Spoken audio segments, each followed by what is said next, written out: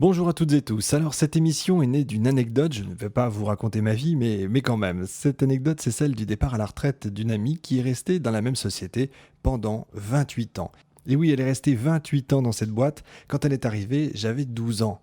Et on était en 1983. Et là, à ce moment-là, en pensant à ça, ça a fait tilt pour moi. Imaginez, en 83, Yannick Noah n'était pas encore chanteur et il remportait Roland-Garros. 1983, Louis de Funès nous faisait pleurer après nous avoir fait tant rire. Et Hergé laissait Tintin orphelin et la terre entière. C'était également la sortie de Flashdance, de Ciao Pantin, de Thriller, de Michael Jackson. Pour Jean-Jacques Goldman, la musique était bonne, et cette chanson, on pouvait l'écouter dans la fameuse Peugeot 205, sortie cette année-là. Bref, c'était nos années 80.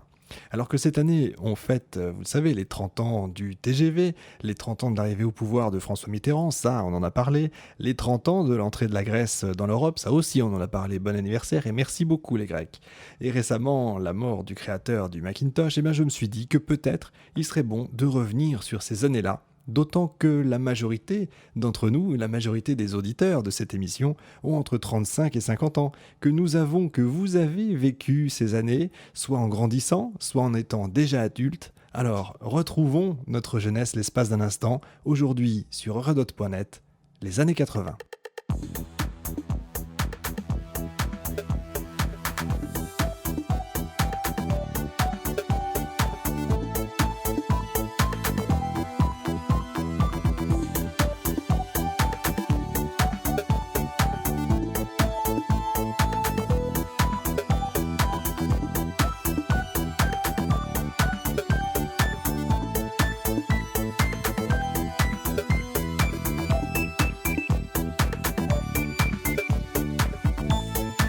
Oui, petit gag sur notre générique habituel arrangé façon années 80. Merci à Frédéric Turban qui a bien voulu nous faire ce sympathique plaisir. Alors ne nous y trompons pas, les années 70 nous avaient apporté de nombreux changements de mentalité. Mai 68 était passé par là. Désir d'évolution, bouleversement du système établi, des mouvements écologistes, et puis d'un coup, le système s'est retourné.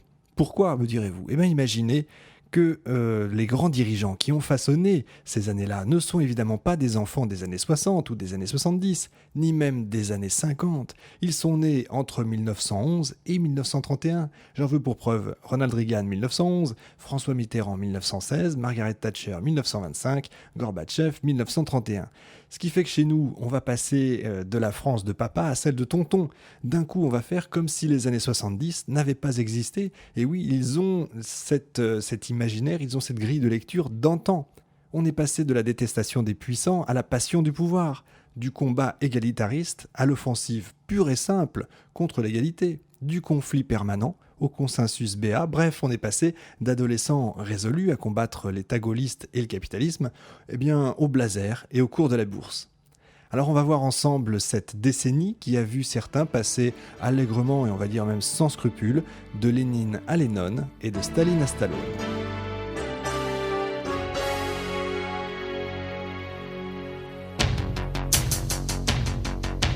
Premier coup de tonnerre dans la décennie, il est même effectif puisque je commence par l'éruption du mont Saint-Helens aux États-Unis. Ce volcan, qui d'ailleurs avait précédemment été qualifié par Haroun Taziev d'inoffensif et de petite soufrière, n'a heureusement fait que 57 morts, je mets que entre guillemets. Sa violence a été telle qu'il a détruit 24 km de voies ferrées, 300 km de routes, 500 km² de forêt. Sa puissance était évaluée à 500 fois la puissance d'Hiroshima, le ton de la décennie était donné. En plus, cette catastrophe coïncide, si je puis dire, avec la création et la naissance de CNN et la folie du tout info en temps réel qui est alors amorcée. 1980, c'est aussi le début de deux guerres qui vont avoir des retentissements encore aujourd'hui. L'invasion d'Afghanistan par les Russes et la guerre Iran-Irak dans laquelle un certain Saddam Hussein, d'ailleurs quand même aidé par les Soviétiques et la France, va lancer une attaque surprise sur l'Iran, une guerre qui va durer 8 ans. L'avenir de la jeunesse, vous voyez, ne promet pas forcément de beaux jours avec cette actualité internationale, les grandes grèves en Angleterre en plus, les coups d'État à répétition en Amérique du Sud, et en décembre, l'assassinat d'une des idoles de toute une génération, John Lennon. Cet avenir sombre est largement résumé ici dans un tube du groupe Téléphone qui va vous rappeler des souvenirs, rappeler en tout cas à certains, avec une parodie grinçante d'un conte de Perrault et des frères Grimm. Cendrillon pour ses 20 ans est la plus jolie des enfants. Son bel amant, le prince charmant, la prend sur son cheval blanc. Elle oublie le temps dans ce palais d'argent. Pour ne pas voir qu'un nouveau jour se lève, elle ferme les yeux et dans ses rêves, elle part. Jolie petite histoire.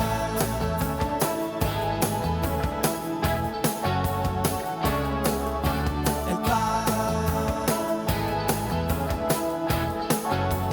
Jolie petite histoire.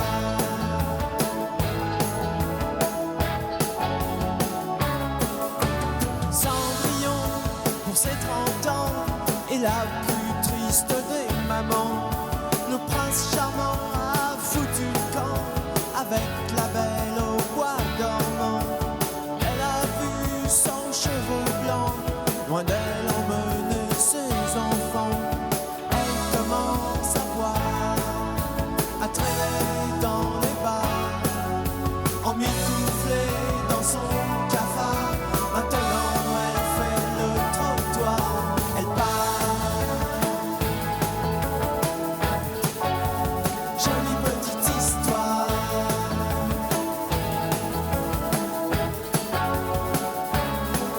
Elle part. Jolie petite histoire.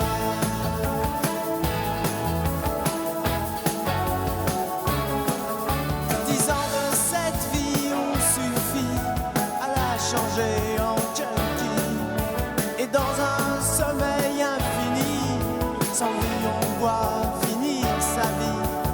Les lumières dansent dans l'ambulance. Pour autant, le no futur, heureusement, n'est pas partagé par toute la jeunesse, celle qui peut-être écoute Téléphone dans ses soirées et qui cherche toujours le premier amour et qui va se retrouver parfaitement autour de ça.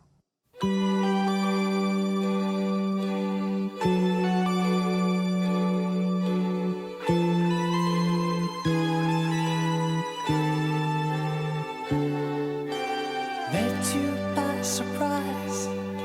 I didn't realize that my life would change forever. Saw you standing there. I didn't know I'd care.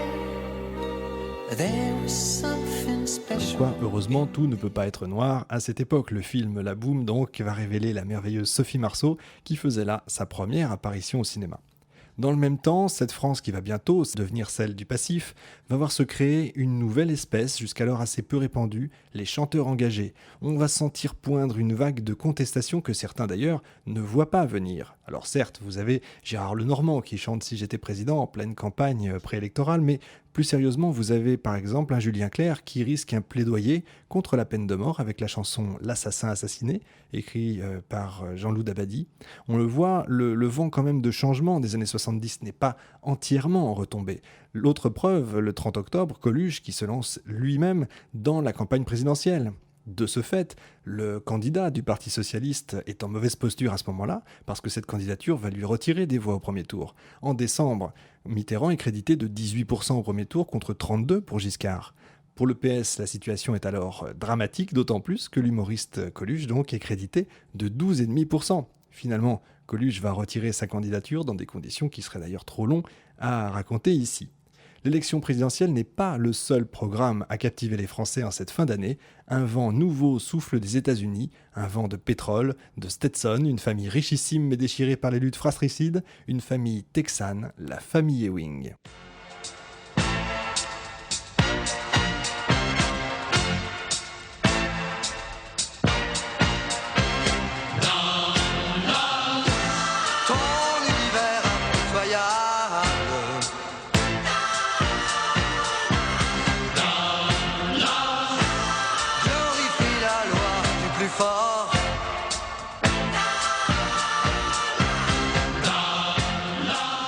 Et c'est une première dans le monde des séries télé. C'est le moment du réveil de l'Amérique. La première étincelle d'une nouvelle American Way of Life, si vous voulez. C'est également le vrai début de ce qu'on a appelé les années fric.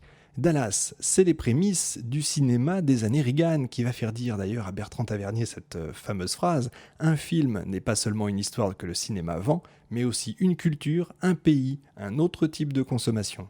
Cela, les Américains l'ont très bien compris. Et il a raison. Ce changement a commencé, c'est vrai, à s'opérer sous Carter, mais la tendance est là, celle des nouveaux cinéastes d'Hollywood et les fantastiques réussites de la Guerre des Étoiles et des Dents de la Mer, vous avez Spielberg, Lucas, etc., et tant d'autres. C'est le retour des films à grand spectacle. Une véritable révolution cinématographique et commerciale s'opère alors. Va s'élaborer un cinéma authentiquement reaganien, si vous voulez, en ce sens qu'il va perpétuer directement les valeurs défendues publiquement par ce président. Son héros, vous allez le voir, vous allez reconnaître d'ailleurs, est un personnage hostile au monde urbain, seul ou traumatisé, inaccessible à la modernité pour lui préférer d'ailleurs des valeurs plus traditionnelles telles que la virilité masculine. Il est allergique au déchirement bureaucratique de l'administration, mais il est quand même amené à défendre l'Amérique face à un péril extérieur que l'armée ou la police, qui sont d'ailleurs empêtrés dans la paperasserie et les obscurs concepts juridiques, peine à conjurer. Alors là, vous allez reconnaître les Stallone, les Schwarzenegger, les Bruce Willis. C'est l'époque de la reprise du pouvoir par les majors qui sont grandement aidés par l'administration Reagan qui va annuler le décret antitrust Paramount de 1948. Il devient en gros, si vous voulez, il devient possible désormais pour les studios d'acquérir des canaux de diffusion, des cinémas, des salles de cinéma, des studios de télé, des chaînes de télévision, concentrant ainsi dans leurs mains toutes les phases d'exploitation, le produit, la distribution et la diffusion. Du coup, après les années de déclin, le combat pour l'Amérique passe par une phase de rédemption, quasi christique, on le voit dans tous les films. Les héros doivent connaître une phase de souffrance physique pour mieux renaître. Selon l'adage, ce qui ne vous tue pas vous rend plus fort. Je crois qu'il y aurait assurément une magnifique émission à faire sur le nouvel Hollywood. Il n'y a malheureusement pas qu'au cinéma que la violence règne. Dès 1981, d'ailleurs, Ronald Reagan échappe de peu à une tentative d'assassinat, mais l'Égyptien Anwar el-Sadat n'a pas eu, lui, autant de chance. Hosni Moubarak va le remplacer à la tête du pays et confirmer dans le même temps l'interdiction pour les organisations islamistes de se présenter à des élections.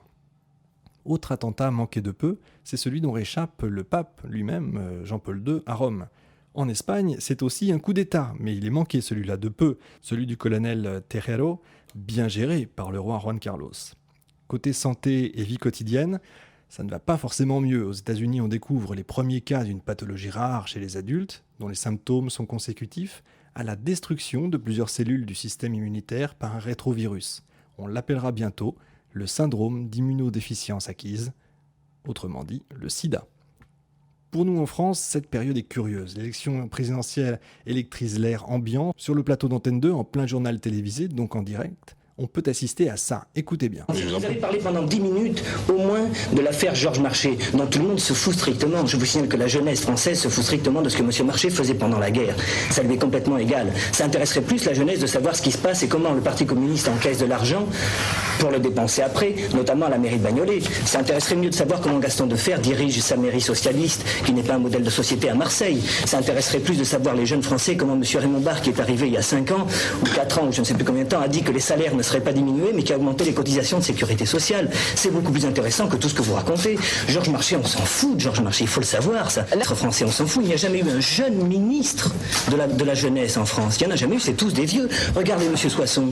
Enfin, vous n'allez pas me dire que c'est un homme représentatif de la jeunesse. Regardez comment je suis habillé. Ils sont plus souvent habillés comme moi, les jeunes, que comme M. Soisson. Il faut quand même pas rêver. Tout ça, ce sont des bêtises. J'ai encore pris plein de notes au fur et à mesure que vous parlez. On a vu tout à l'heure des gens qui disaient on paye 700 francs par mois. Moi, je voudrais savoir qui encaisse de l'argent pour louer des poubelles pareilles. C'est ça que je voudrais qu'on me dise. C'est pas de savoir comment on peut faire pour le changer. Je voudrais qui ose tous les mois demander 700 francs à des travailleurs immigrés pour vivre dans des poubelles et dans des taudis.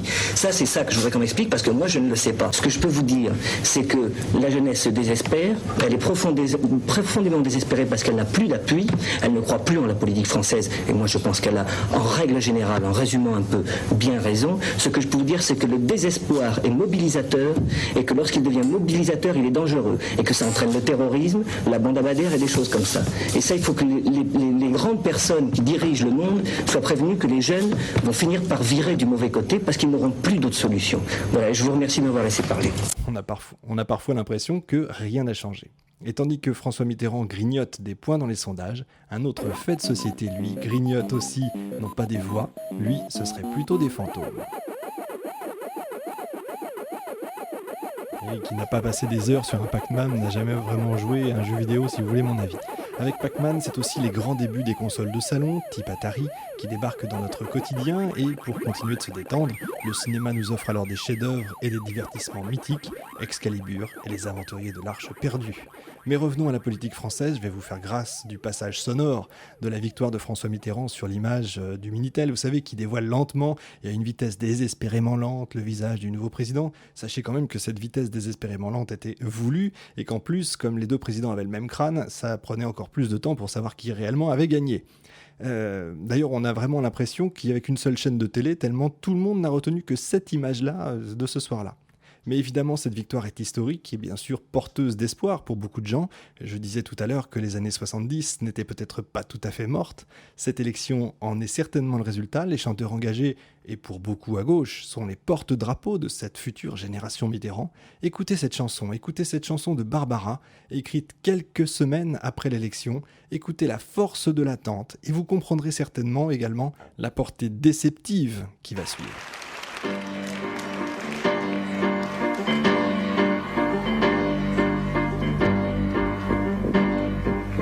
Regarde, quelque chose a changé, l'air semble plus léger, c'est indéfinissable. Regarde, sous ce ciel déchiré, tout s'est ensoleillé, c'est indéfinissable. Un homme, une rose à la main, a ouvert le chemin vers un autre demain. Les enfants, soleil au fond des yeux, le suivent de par deux, le cœur en amoureux. Écoute ces fanfares et musiques, tintamarre et magique, féerie, féerique. Regarde, moins chagrin, moins voûté, tous ils semblent danser, leur vie recommencer. Regarde, on pourrait encore y croire, il suffit de le vouloir, oui, avant qu'il ne soit trop tard. Regarde, on en a tellement rêvé, que sur les murs bétonnés poussent des fleurs de papier. Et l'homme, une rose à la main, étoile à son destin, continue son chemin. Seul, il est devenu des milliers qui marchent émerveillés dans la lumière éclatée. Regarde, on a envie de se parler, de s'aimer, de se toucher et de tout recommencer. Regarde, planté dans la grisaille, par-delà les murailles, c'est la fête retrouvée. Ce soir, quelque chose a changé, l'air semble plus léger, c'est indéfinissable. Regarde, au ciel de notre histoire, une rose à nos mémoires dessine le mot espoir.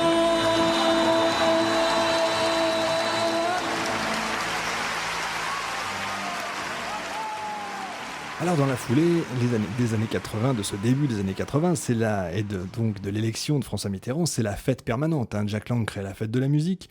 Curieusement, alors que disparaissent Bob Marley et Georges Brassens, on autorise enfin la création des radios libres, c'est là d'ailleurs la naissance officielle d'Énergie, on crée la 5e semaine de congés payés, la durée légale du travail passe de 40 heures à 39 heures, etc. La France semble entrer à nouveau dans une nouvelle ère. Le nouveau président bénéficie du travail forcément de son prédécesseur, comme c'est toujours le cas. Il peut donc inaugurer le train à grande vitesse, le fameux TGV, qui d'ailleurs au départ devait s'appeler Turbotrain à grande vitesse, sur la ligne Paris-Lyon. Si je vous dis 3615 ULA, et oui, là je peux voir quelques regards s'allumer, je peux les imaginer en tout cas. Le Minitel est également lancé à cette époque-là, c'est le premier réseau télématique en France, c'est peut-être l'un des plus modernes d'Europe et du monde, et pour beaucoup d'ailleurs, ça a quand même retardé l'arrivée d'Internet chez nous. Mais ça a aussi permis un développement de la vente à distance. Mais honnêtement, qui n'a pas pesté sur la lenteur d'affichage ou n'a pas commandé 22 paquets de pâtes au lieu de 2 parce que les touches n'étaient pas toujours fiables ? Bref, comme vous voyez, ça sent le vécu. Au chapitre anecdotique cette année-là, le pape et le Vatican reconnaissent, vous n'allez certainement pas le croire, les théories coperniciennes. Cette fois c'est sûr, la Terre tourne autour du Soleil. Ouf ! Évidemment, je plaisante, mais vous savez qu'avant Copernic, je parle là du XVIe siècle, on était sur la vision très aristotélicienne du géocentrisme. Vous savez, la Terre est au centre de tout, ce qui cadrait très bien du coup avec la religion. Galilée avait repris cette théorie et l'avait démontrée, en ayant eu quand même maille à partir avec le pape.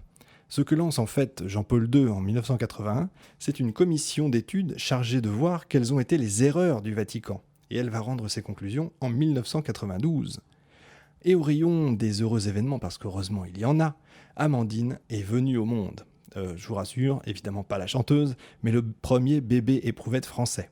En 2002, on savait encore qu'elle était étudiante en sciences, elle donnait des cours d'alphabétisation et voulait travailler dans l'humanitaire. Carnet rose toujours, en Angleterre naît une jeune fille qui ne fera la une des tabloïds que 30 ans plus tard. Elle s'appelle Catherine de son prénom, Catherine Middleton, Kate Middleton.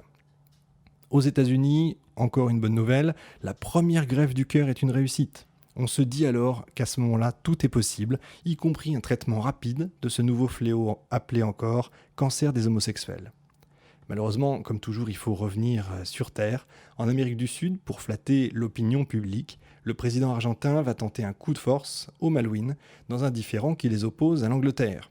Mais 2 mois plus tard, les Anglais débarquent à leur tour et délogent les envahisseurs. Vous savez qu'avec Margaret Thatcher, on ne tergiverse pas. Saddam Hussein, lui, rappelle ses troupes, mais du coup, l'ayatollah Khomeini envisage à son tour d'envahir l'Irak et d'y créer une république islamique. En France, l'espoir retombe rapidement, très rapidement. Peut-être songe-t-on à appeler celui que le gouvernement intersidéral appelle quand il n'est plus capable de trouver une solution à ses problèmes, quand il ne reste plus aucun espoir, le capitaine Flamme.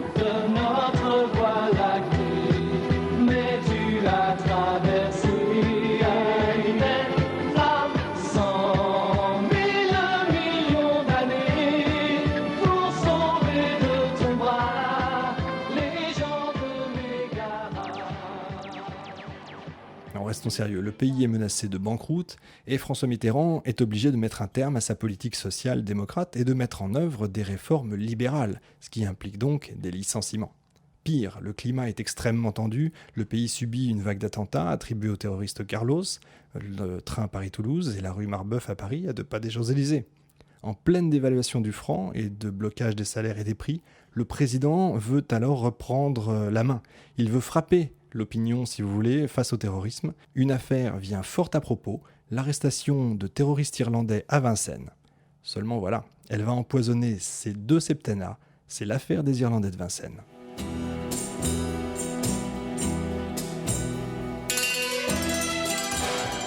Alors, qu'est-ce que c'est que ça pour ceux qui n'ont pas connu ? Le 9 août 82, un attentat antisémite ravageait le restaurant Goldenberg rue des Rosiers à Paris, faisant 7 morts et 12 blessés quand même. Mitterrand annonce dès lors la création d'une cellule antiterroriste à l'Élysée qui est confiée au patron du GIGN à l'époque, Christian Proutot, qui travaille avec son adjoint et protégé, Popol. Toujours prompt à servir son pays, Popol interpelle le 28 août 82, voyez ça traîne pas, les poseurs supposés de la bombe de la rue des Rosiers, des nationalistes irlandais. À 20h le soir même, l'Élysée annonce avec triomphe que 2 arrestations jugées importantes ont été opérées aujourd'hui en France dans les milieux du terrorisme international et que des documents et explosifs ont également été saisis. Or, le problème, c'est que le capitaine veut tellement bien faire qu'il en rajoute un peu. Paul Baril apporte lui-même au domicile de Plunkett les pièces à conviction, les armes, les explosifs et les documents. De quoi ficeler le dossier et envoyer au trou les Irlandais. Ses collègues gendarmes de la section de recherche de Paris vont être dépêchés pour arranger la procédure, signer des actes qu'ils n'ont d'ailleurs pas effectués et couvrir leurs collègues des irrégularités de forme. Mais finalement, ça finit par se savoir. En octobre 83, c'est d'ailleurs un non-lieu pour les 3 Irlandais, imaginez, et l'annulation de la procédure parce que la perquisition a été effectuée hors de la présence des gendarmes. Mais le tour de passe-passe de Baril n'est pas encore percé à jour. Or, en janvier 85, la pièce manquante, le fameux informateur du capitaine, déballe tout à la DST. Il avait cru reconnaître sur les portraits robots des tueurs de la rue des Rosiers son ami irlandais Plunkett et l'avait dénoncé à tort à Paul Baril, le fameux Popol. Il ajoute qu'il a remis au capitaine de l'Élysée, dans un sac de sport écossais, les pistolets automatiques et un paquet de plastique de 400 à 500 grammes entreposés chez lui par Plunkett. Exactement les objets saisis chez les Irlandais. Et c'est à l'occasion de cette affaire que la cellule élyséenne va procéder à des écoutes téléphoniques illégales, notamment sur des journalistes et des comédiens, comme Carole Bouquet. L'ambiance n'est donc pas au beau fixe et elle le sera encore moins pour des millions de Français devant leur poste de télévision au cours de l'été, un drame en direct de plus de 2h30. Breitner. Il a fait la différence. Attention Fischer. Oui, belle sortie de Jean-Luc Ettori. Mais but quand même de Littbarski qui récupère le... On va le voir du reste. Tant qu'ils sont possibles, d'ailleurs les éléments ne disent rien. Oui. Remise de la tête de Platini, regardez l'appel de Michel Platini. Remise de la tête, et là, à gauche, bien. Rosto est saturé par Karl-Heinz Forster. Oui, sans problème. Penalty. Penalty que va tirer Michel Platini. On le revoit encore mieux ici. Il est pris, saturé par le bras gauche. Alors qu'il avait fait la différence, Michel Platini a embrassé ce ballon. Voilà. Le face-à-face du Platini, capitaine. Schumacher. Penalty pour Michel Platini. Et but. Égalisation à la 27e minute. Michel Platini égalise. Extraordinaire, oui, je ne sais J'ai pas. rarement vu un garçon faire un match comme celui qu'il fait ce soir. Bonne balle de Platini pour Battiston. À côté. Aïe, c'est pas vrai. C'est pas vrai. Et encore une fois, Schumacher. Il n'a pas fait le voyage. Non, pour rien. regardez où il va mettre son pied, Schumacher. Regardez. Voilà. Ah oui. Alors, une fois, ça va, mais ça échappe chaque fois Ouais. de ses corners.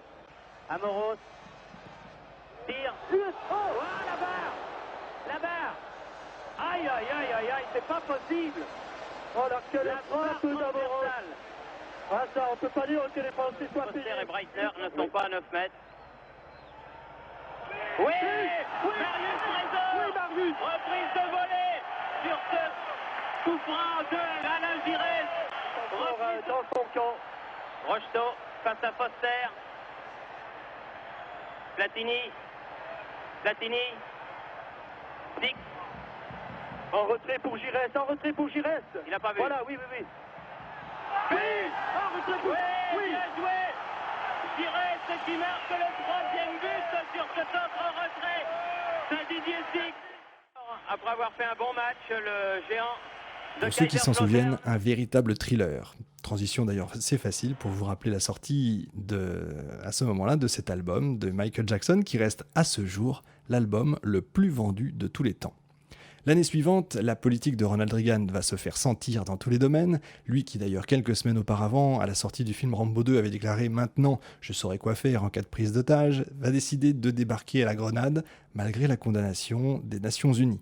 Le président radicalise ces termes même envers l'Union soviétique en inventant une expression qu'un autre président reprendra plus tard, celle d'empire du mal. Les tensions Est-Ouest, à ce moment-là, sont excessivement perceptibles. François Mitterrand prenant d'ailleurs fait et cause dans un discours à Bonn où il approuve le déploiement des missiles Pershing américains par ces mots « Les missiles sont à l'Est et les pacifistes à l'Ouest ». Alors, le Boeing sud-coréen qui a été abattu par les avions de chasse soviétiques au-dessus de l'île Sakhaline, qui s'avait d'ailleurs pris pour un avion espion, n'était pas là en plus pour calmer le jeu, vous l'imaginez bien. Mais peu de temps après, Lech Walesa obtenait le prix Nobel de la paix, on peut dire que les coups portés contre l'Union soviétique peu à peu commençaient à porter leurs fruits. Au printemps, les amateurs de sport vont pouvoir se remettre de la défaite des Bleus face aux Allemands. Yannick Noah, alors encore joueur de tennis, remporte Roland-Garros devant Mats Wilander en 3-7 et fait chavirer la France. Bonheur malheureusement de courte durée quand un de nos plus grands comédiens nous quitte. Merci messieurs, c'était très bien. C'était très bien. Au cours de ces années de tensions internationales, d'opposition larvée entre les deux blocs que sont l'Est et l'Ouest, une nouvelle force géopolitique est en train de se mettre peu à peu en place. On peut dire que de façon concomitante, la baisse de l'influence du marxisme coïncide avec la montée de l'islamisme. D'autant plus qu'un théâtre d'opération les confronte en temps réel, c'est l'Afghanistan. Les moudjahidines afghans résistants face à l'invasion soviétique sont aidés, c'est vrai, par la CIA et d'autres pays comme la France ou la Turquie, mais aussi et surtout par l'Arabie Saoudite et son argent. Un homme, entre autres, va apparaître sur la scène internationale, c'est Oussama Ben Laden. L'islamisme, comme en tant que choix conscient de la doctrine musulmane, comme guide pour l'action politique, augmente donc son influence. En 1984, par exemple, l'Algérie réintroduit la charia dans son code civil, mais c'est également la naissance de mouvements tels que le djihad islamique, qui va revendiquer des enlèvements, comme à Beyrouth, au Liban, 2 diplomates français, Marcel Carton et Marcel Fontaine, ou encore Michel Seurat et Jean-Paul Kaufmann, ou bien même des attentats palestiniens, l'Aqil Lao, entre autres. Puisque j'en suis à parler de religion, mettons carrément également les pieds dans le plat, un nouveau Messie vient de faire son apparition, avec un son à la clé qui, pour bon nombre de ses fidèles, est reconnaissable entre tous. Écoutez et priez, mes frères. Évidemment, je suis ironique, vous le sentez bien, quoique Steve Jobs, c'est vrai, sur une scène californienne, lance donc le premier Macintosh. Cet ordinateur va révolutionner l'informatique, non pas dans ses profondeurs, c'est vrai, mais dans son approche. Steve Jobs n'est pas et ne sera jamais Léonard de Vinci, comme on a pu le lire partout ces derniers temps. Il a simplement, je trouve, été génial en ce sens qu'il a changé notre façon d'approcher l'informatique. Il a révolutionné ce qu'on appelle l'interface homme-machine, c'est-à-dire notre appréhension de l'outil en lui-même. Et force est de reconnaître que c'est vrai, qu'il a fait évoluer notre façon de voir et de sentir et d'avoir un usage de l'outil informatique. Parce qu'avant les Mac, l'ordinateur c'était IBM, plutôt froid, sans aucun attrait pour le commun des mortels, s'entend. Je ne parle pas pour notre métier. Le Mac a fait en fait entrer l'informatique à la maison. Et si j'ai parlé de religion, c'est qu'à partir de ce jour, les usagers et les utilisateurs vont se scinder en 2 mondes, comme en 2 blocs, les Mac et les PC. Et Steve Jobs va incarner à lui seul Apple et devenir une sorte de gourou. Et les centaines de millions de réactions le jour de sa mort, qu'on a tous connues, et souvent les excès qu'on a pu constater, le prouvent bien sûr. Je le disais tout à l'heure, le communisme est dans sa phase descendante. Personne ne le sait évidemment encore, mais il ne lui reste même pas 10 ans à vivre. Le besoin d'une nouvelle politique va se sentir, va voir se rapprocher l'Est et l'Ouest. Mikhail Gorbatchev va incarner peu à peu cette nouvelle vision. Il va développer au cours d'une conférence ses concepts clés, ses projets d'action, la perestroïka et la glasnost, la reconstruction et la transparence. En Pologne, vous avez l'affaire du père Popiołescu qui est enlevé, torturé et assassiné par la police politique polonaise et qui finit définitivement, cette affaire-là, finit de compromettre le régime Jaruzelski qui perd peu à peu la maîtrise de la situation, va tenter des réformes économiques, mais sans y parvenir. Du côté des nouvelles réjouissantes, l'équipe de France de Platini gagne enfin un grand championnat, c'est le championnat d'Europe des Nations. On parle alors des Brésiliens de l'Europe, ça nous change d'aujourd'hui. Et l'ancien directeur de cabinet du président Mitterrand devient président de ça.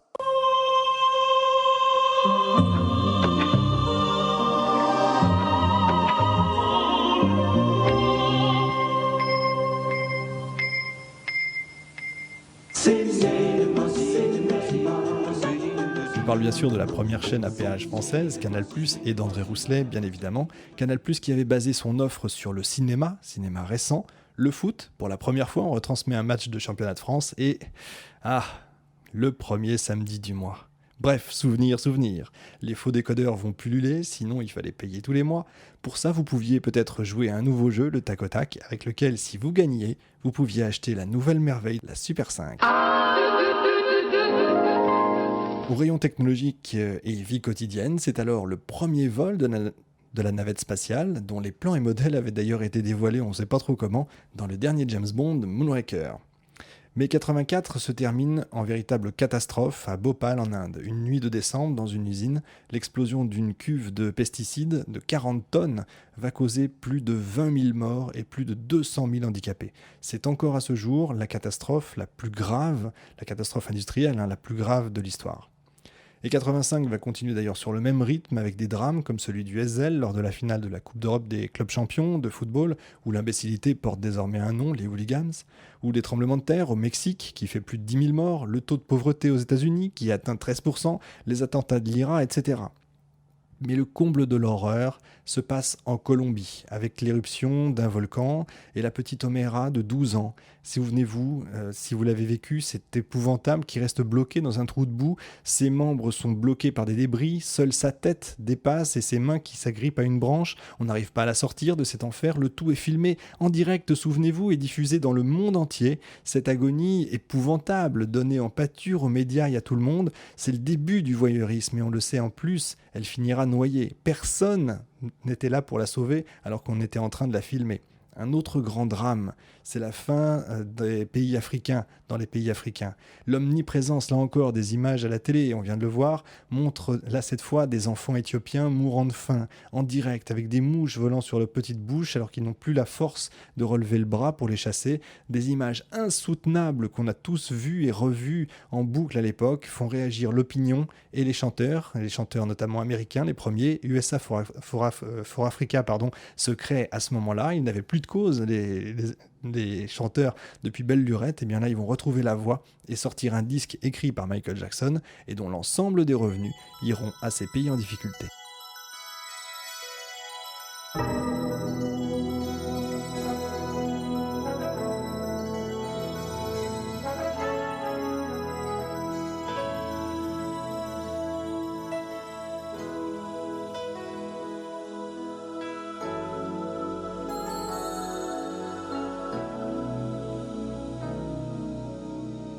A time when we heed a certain call, when the world must come together as one.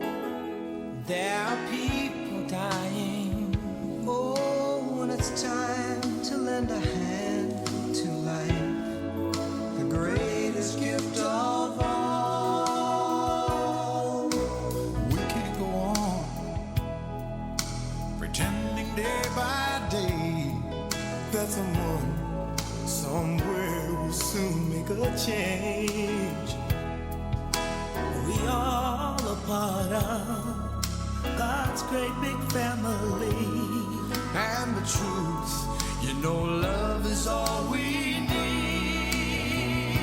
Beyond the world, beyond the children, beyond the ones who make a brighter day. So let's start giving. There's a choice we're making. We're saving our own lives. It's true, we make a better day, just you and me.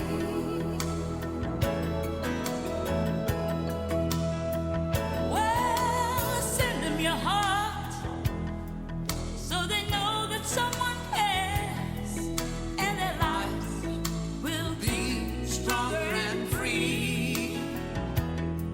As God has shown us. Mais ça continue, les catastrophes en fait se poursuivent l'année suivante avec l'explosion de la navette spatiale Challenger et bien sûr, encore plus grave, Tchernobyl. Mais heureusement, vous savez, pour la France, les frontières nous protégeront du nuage radioactif. Souvenir d'une époque finalement pas si lointaine où on pouvait encore nous raconter n'importe quoi. Mais entre nous, est-ce que ça a vraiment changé ? Autre catastrophe, mais cette fois pour le Parti socialiste français, c'est la première cohabitation. Jacques Chirac devient Premier ministre, tandis que François Mitterrand et Margaret Thatcher annoncent la construction du tunnel sous la Manche, un projet ressorti des cartons depuis le Directoire 2 siècles plus tôt. Après Canal+, le PAF, vous savez, le fameux paysage audiovisuel français, voit l'arrivée d'une nouvelle chaîne et les Français apprennent un nouveau nom, celui de Silvio Berlusconi, c'est la naissance de la 5. La même année, Jean-Jacques Goldman relaie l'idée de Coluche, celui qui nous avait été enlevé par un putain de camion, qui a créé les Restos du Cœur pour aider les plus démunis durant l'hiver. Puisqu'on est dans la variété française, on va y rester quelques instants. Vous savez que ces années sont celles où cette variété va profiter de la naissance des radios libres, dès 81, j'en ai parlé tout à l'heure, et des chanteurs et des groupes vont connaître le succès, parfois des succès pour le moins inattendus. Thierry Pastor est pris d'un coup de folie, Jean-Luc Lahaye présente au public La femme que j'aime, et les néo-yéyés, vous savez, les forbans chantent encore. L'image de la femme émancipée, vous savez qu'Yvette Roudy et la journée de la femme sont encore dans tous les esprits, prend tout son sens avec Cookie Dingler et sa femme libérée. Elle est abonnée à Marie-Claire. Dans Nouvel Obs, elle ne lit que Bret et Cher. Le monde y a longtemps qu'elle fait plus semblant. Elle achète match en cachette, c'est bien plus marrant. Ne la laisse pas être une femme libérée. Tu sais, c'est pas si facile, ne la laisse pas tomber. Elle est si fragile, être une femme libérée. Tu sais, c'est pas si facile. Au fond de son lit, un macho s'endort, qui ne l'aimera pas plus loin que l'aurore. Mais elle s'en fout, elle s'éclate quand même. Et lui ronronne des tonnes de je t'aime, ne la laisse pas. Tandis que Gold, un groupe qui vaut de l'or pour les producteurs, se rapproche plus près des étoiles et occupe le haut du classement du fameux Top 50. Les influences latines des Gypsy Kings font leurs premiers aficionados et le début de soirée augure des nuits de folie. Rose Laurence, elle, va lancer une invitation au voyage avec Africa. Herbert Léonard, lui, revient, rien que pour le plaisir, honnêtement souvent le sien, et on découvre Indochine et son côté aventurier. Philippe Laville, pendant ce temps-là, fait de la musique avec les moyens du bord, il tape sur des bambous, tout en chantant collé serré avec Jocelyne Berroir du groupe Cassave. Et puis, tranquillement, la Terre passe à 5 milliards d'êtres humains, je vous rappelle d'ailleurs qu'on vient de fêter nous les 7 milliards, tandis que le grand krach boursier d'octobre 87 fait vaciller les places économiques occidentales.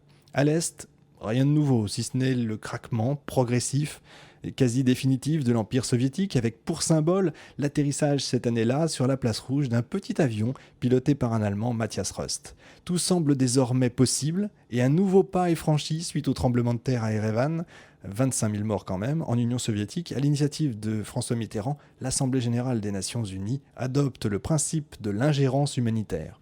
À Genève, l'URSS s'engage à se retirer d'Afghanistan. Enfin, la guerre Iran-Irak prend fin, sans qu'aucune ligne n'ait finalement bougé. Il aura fallu 1 million de morts pour un statu quo. Dans un discours à Bruges, Margaret Thatcher va s'opposer à la perspective d'un État européen, un véritable cauchemar, comme elle dit, une forme de centralisme bureaucratique. Aurait-elle été visionnaire ? Mitterrand, lui, est réélu, mais ne voit pas, lui, quand je parle de visionnaire, ce qui arrive à l'Est. 40 000 citoyens d'Allemagne de l'Est sont autorisés à passer à l'Ouest. Les manifestations se multiplient dans les républiques satellites. 1989 devrait être considéré comme le tournant, la fin d'un monde. Symboliquement, tandis que la sonde Voyager nous fait découvrir la dernière planète du système solaire, Neptune, c'est enfin la chute du mur de Berlin qui est finalement le grand moment de cette décennie finissante. Il était temps. 89 en effet, la situation géopolitique est en train de radicalement changer. Les soviétiques vont annoncer leur retrait d'Afghanistan sans victoire. Au printemps, la Hongrie va ouvrir son rideau de fer. En août, Mazowiecki, qui est membre de Solidarność, devient Premier ministre de Pologne. À la fin de l'été, les Allemands de l'Est se mettent à quitter le pays par centaines, puis par milliers, sous prétexte de vacances en Hongrie, où les frontières sont désormais ouvertes. En 3 semaines, vous avez 25 000 citoyens de la RDA qui rejoignent la RFA via la Hongrie et l'Autriche. À Prague, à Varsovie, des dizaines de milliers d'Allemands de l'Est font le siège de l'ambassade d'Allemagne de l'Ouest. En RDA, la contestation enfle. 20 000 manifestants défilent dans les rues de Leipzig le 3 octobre. Mikhail Gorbatchev, venu à Berlin, lui, célébrer le 40e anniversaire de la naissance de la RDA, va pas être déçu, et il indique à ses dirigeants que le recours à la répression armée est à exclure. Malgré une tentative de reprise en main par des rénovateurs du Parti communiste, les manifestations continuent. 1 million de manifestants à Berlin-Est le 4 novembre, des centaines de milliers dans les autres grandes villes de la RDA. 5 jours plus tard, une conférence de presse est retransmise en direct par la télévision à Berlin-Est à une heure de grande écoute, à 18h57, vers la fin de la conférence, et lue de manière plutôt détachée, une décision du Conseil des ministres sur une nouvelle réglementation des voyages, dont il s'avérera plus tard d'ailleurs qu'elle n'était pas encore définitivement approuvée, et même selon d'autres sources qu'elle ne devait être communiquée que le lendemain, le temps d'informer les organismes concernés. Écoutez plutôt. Voilà ce que dit le porte-parole. Les voyages privés vers l'étranger peuvent être autorisés sans présentation de justificatif, motif du voyage ou lien de famille. Les autorisations seront délivrées sans retard. Une circulaire en ce sens va être bientôt diffusée. Les départements de la police populaire responsables des visas et de l'enregistrement du domicile sont mandatés pour accorder sans délai des autorisations permanentes de voyage sans que les conditions actuellement en vigueur n'aient à être remplies. Les voyages, y compris à durée permanente, peuvent se faire à tout poste frontière avec la RFA. Question alors d'un journaliste. Mais quand est-ce que tout ça entre en vigueur ? Le porte-parole regarde ses notes, il feuillette, il regarde, il fait « autant que je sache, immédiatement ».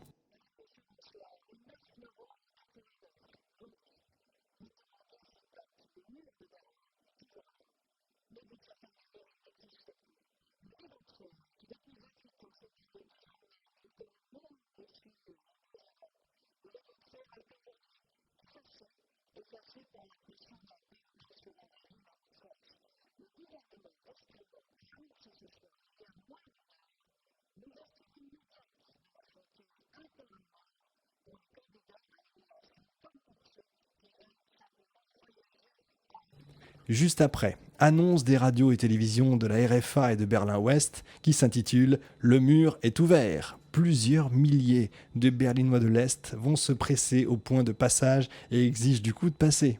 À ce moment, ni les troupes frontalières, ni même les fonctionnaires du ministère chargés de la sécurité, responsables donc du contrôle, n'ont été informés, vous le pensez bien. Sans ordre concret ni consigne, mais sous la pression populaire de la foule, le point de passage de la Bornholmer Strasse est ouvert peu après 23 heures, suivi d'autres points de passage, tant à Berlin qu'à la frontière avec l'Allemagne de l'Ouest. Beaucoup vont assister en direct à la télévision en cette nuit du 9 novembre, donc ils vont se mettre en chemin. C'est ainsi que le mur va tomber dans la nuit du jeudi au vendredi 10 novembre 1989, après plus de 28 années d'existence. Dans l'histoire de l'Allemagne, cet événement a été appelé Die Wende, le tournant. Voilà pour cette petite virée dans les années 80, tant sur le mode un peu souvenir, un peu amusant, que parfois plus dur ou plus sérieux. C'était effectivement l'époque des kawaii et des vêtements fluo, des coiffures brushing, des bandanas et des crics, du Bolino, du Milky Way et des Treats qui sont devenus les M&M's. Bernard Tapie reprenait les entreprises en difficulté, le cinéma nous donnait Tom Cruise et les Majors. Pour les quadras d'aujourd'hui, les années 80 nous rappellent de bons souvenirs malgré tout, celles d'années insouciantes, des années où la télé était encore en direct et nous offrait les nuls et les inconnus, voire même le très controversé droit de réponse. Aujourd'hui, comme je l'ai dit au départ, beaucoup de choses qui nous arrivent au XXIe siècle là, sont nées à ce moment-là. Mais n'oublions pas également une chose curieuse, beaucoup de celles et ceux qui étaient aux affaires à cette époque-là le sont toujours. Alors bien sûr, il y a un parti pris dans cette émission que j'ai voulu plus comme un clin d'œil pour changer un petit peu, pour prendre un peu l'air par rapport à toutes les émissions qu'on a pu faire ces derniers temps. Je pouvais évidemment pas parler de tout, ni de tous les pays, vous êtes nombreux à nous écouter d'ailleurs, au Québec ou en Asie, et pour vous, pas mal de références peut-être ne vous parle pas, c'est vrai, et je m'en excuse. Il aurait fallu une émission de plusieurs heures pour tout ça. C'est vrai, je n'ai pas pu parler de Malik Oussekine, je n'ai pas pu parler d'Harlem Désir, disant que jamais, au grand jamais, il ne prendrait sa carte dans un parti politique quel qu'il soit. C'est vrai, on ne peut pas parler de tout sans forcément faire plusieurs heures, mais ça veut dire peut-être aussi qu'il y a peut-être plusieurs émissions à faire sur ce sujet. Ceci étant, vous avez certainement, vous aussi, d'autres souvenirs. Venez nous en parler sur Facebook, partageons aussi ça ensemble, ça peut peut-être nous donner à tous des idées d'émissions à venir. Allez, on va retrouver notre 21e siècle. Avant ça, je voudrais juste terminer en disant que, vous savez, le film Easy Rider en 69 se terminait en disant « on a tout foutu en l'air ». Je me demande si finalement cette phrase serait pas très bien aussi pour les années 80. Allez, à très vite. Des sapins dans les vitrines,